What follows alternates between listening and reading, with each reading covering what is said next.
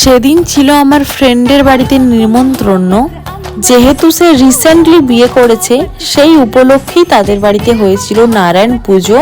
তাই জন্য ছোট্ট করে একটা গেট রেডি উইথ মি তোমাদের সঙ্গে শেয়ার করলাম। যেহেতু দুপুরবেলা আমার ইনভাইটটা ছিল, তাই জন্য একেবারে একটা সিম্পল 3 পিস সেট পরেছিলাম। আর এই সেটটা আমি নিয়েছিলাম নিধি আগরওয়াল বুটিক থেকে।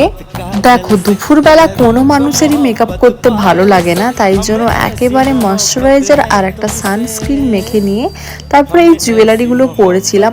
আর ড্রেসটার সঙ্গে ছিল এই জ্যাকেটটা, যেটা পরতে আমাকে কিরম লাগছিল আমি জানি না, কিন্তু পরে আমি খুলে দিয়েছি বিকজ আমার ভালো লাগছিল না।